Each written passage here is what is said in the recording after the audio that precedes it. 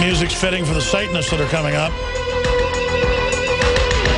People that just want to dominate everyone are all about themselves.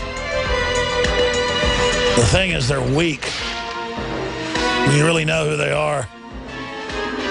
They only thrive in societies that, for some reason, tolerate them. That's coming up in a few minutes. Pharmacist Ben Fuchs, he is our guest. Let's talk to Barbara in Florida. You got your questions for Ben? You've got questions? I think he's got answers. Go ahead. Well, I want to say thank you very much for taking my call. You're awesome. And I want to know about thyroiditis. I have 2 nodules on my thyroid. My blood work came back. They say normal, but I would think it's in the higher range of the normal. And I was taking nascent iodine for the past 5 months. I didn't know if that aggravated a condition that I may already have.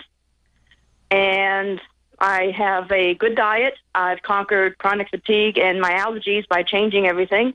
So, any suggestions?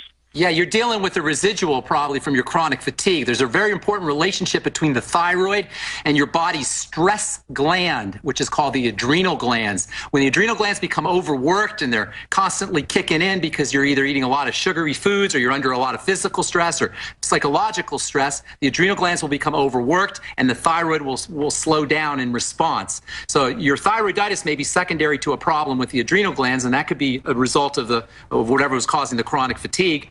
I would guess that you had something going on in terms of your diet, in terms of your digestive system. That's usually what's involved with thyroid problems. Continue on. If you're not taking the iodine, or if you're stopped taking the iodine, I would get back on it. Iodine is extremely important. Well, explain that, because you have to have that, but if you don't have it, the body will use something else, right? Well, the body will use bromine, or chlorine, and most of us are getting plenty of chlorine through tap water. So if you're not getting iodine, your body will absorb chlorine and bromine more effectively. In fact, your thyroid will attempt to use it. Now, what's the detoxing thing that... That's very interesting. I was about to say that's very interesting, Alex. When you start taking iodine, all the bromine and chlorine that have been accumulating in your thyroid because you didn't have the iodine will come out in your blood, and you'll start to experience some of the toxicity associated with excess bromine in the blood. Yeah, what's that name? Because it's called brominosis. It's called brominosis, I think, is what you're thinking of. And some of the signs of brominosis include itching and rashes, problems. Yeah, I don't want to get gross here, but he warned me. Diarrhea, loose stools. Well, I mean, not even that, but it was. I was warned by Dr. Ed Group. He said, "Listen, you're a little bit overweight. You're trying to exercise. All this." He goes, "When you take this, 2 weeks to a month, you're going to feel very toxic. Stuff's going to come out of your skin." Yeah. And I don't normally have oily skin or anything, and now I don't. All this stuff came out. That's right. I felt like I had a hangover for a week and a half, and then it was all passed, but.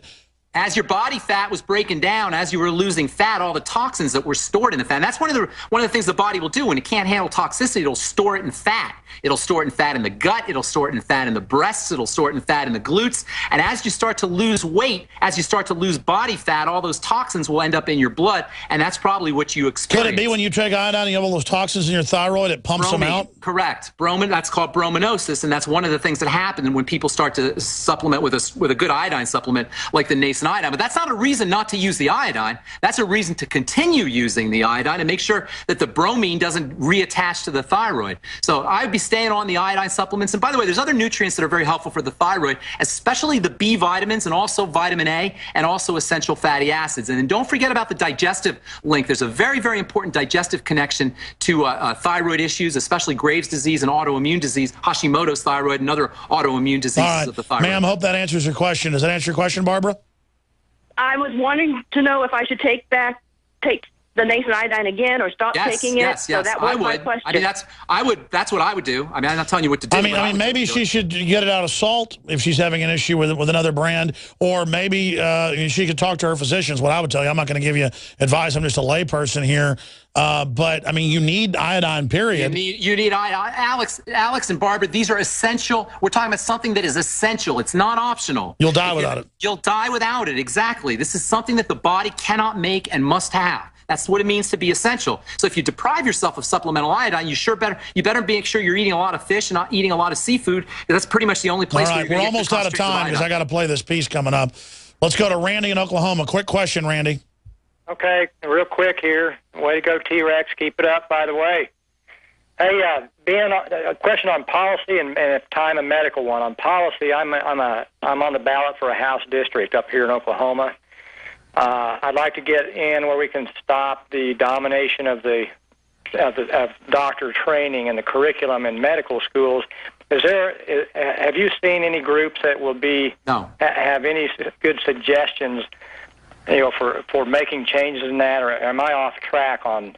We as individuals have to begin to understand that this deification of the medical model is self-serving, and it's perpetuated by the medical model itself. It's not in our interest. These are not deities, and there's nothing divine about the medical model. In fact, it is anti-divine. And to deify the medical model is only in the interest of the medical model itself. It's not in the interest of the people. Hey, I'm sorry to the other callers. I'm sorry to Ben Fuchs. I got to get to this piece. Ben, thank you for all the time. Your show comes on every day on GCNlive.com and syndicated across the country right before this transmission. Thank you so much. It was great having you on.